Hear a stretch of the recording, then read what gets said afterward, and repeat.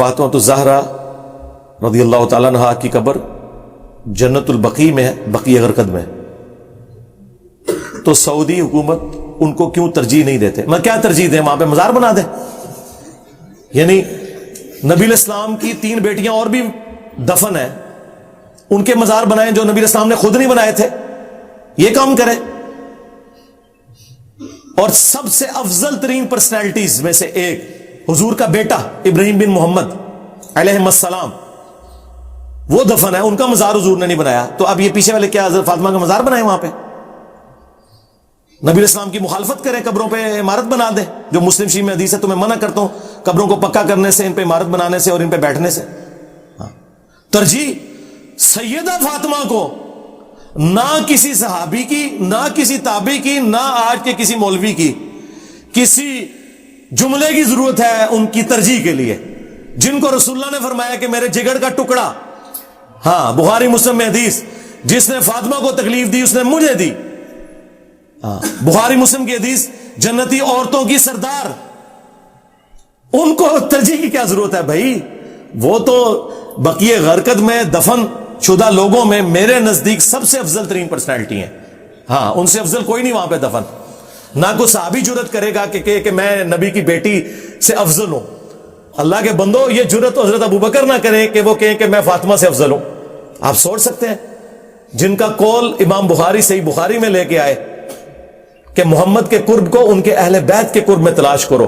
جو ابو بکر اپنی بزرگی کی خاطر، اپنی بزرگی حاصل کرنے کے لیے لوگوں کو یہ مشورہ دے رہے ہیں کہ حضور کے گھر والوں کے ساتھ ہو جاؤ، حضور تم سے خوش ہو جائیں گے، اور گھر والوں میں افضل ترین پرسنالٹی سیدہ فاطمہ۔ اور اس حضرت ابوبکر کے قول کو امام بخاری نے حسن و حسین کے چیپٹر میں لیا، امہات المومنین کے چیپٹر میں نہیں لیا، تاکہ ناسبیوں کا رد ہو کہ یہاں آل محمد سے مراد، اہل بیت رسول سے مراد نبی علیہ السلام کی اولاد ہے۔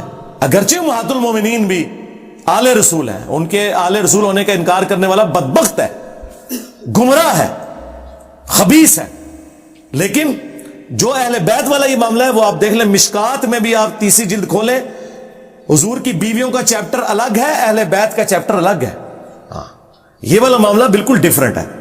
تو اس طرح کی کسی پروٹوکول کی ضرورت سیدہ فاطمہ کو نہیں۔ میں اپنے بارے میں بات کرتا ہوں، لوگ کہتے ہیں علی بھائی نے اہل بیت کا اتنا دفاع کیا، بھائی واللہ اہل بیت کو میرے دفاع کی کوئی ضرورت نہیں ہے، مجھے اپنی آخرت میں رسول اللہ کا قرب حاصل کرنے کے لیے اہل بیت کا دفاع کرنے کی، غدیر خون کی وصیت پہ عمل کرنے کی ضرورت ہے۔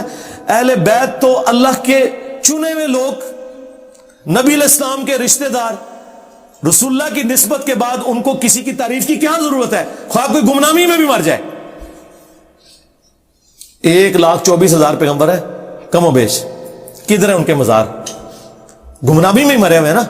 بخاری مسلم میں الفاظ ہے، قیامت کے دن بعض انبیاء آئیں گے، کسی کے ساتھ 4 امتی، کسی کے ساتھ 3، کسی کے ساتھ 2، کسی کے ساتھ 1، کسی کے ساتھ 1 بھی نہیں ہوگا۔ ایک بندہ ایمان نہ لایا ہو تو وہ تو قیامت کے دن ڈرے گا کہ اللہ مجھ سے پوچھ لے کہ تو نے اتنی محنت کی، ایک بندہ تے لے آندا نہیں، اللہ پوچھے گا۔ اللہ نے تو ہمارے نبی کو کہا، اے نبی آپ سے ہم اہل جہنم کے بارے میں نہیں پوچھیں گے کہ لوگ جہنم میں کیوں چلے گئے، تمہاری ڈیوٹی لگائی تھی۔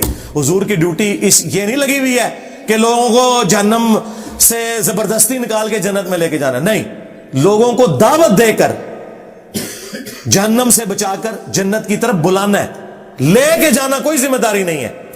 ہاں بخاری مسلم میں الفاظ ہیں کہ تمہاری مثال پتنگوں کی سی ہے کہ آگ پہ گرتے ہو اور میں تمہارے کمر بند سے پکڑ پکڑ کے تمہیں اس آگ سے بچاتا ہوں، بس دیٹس آل۔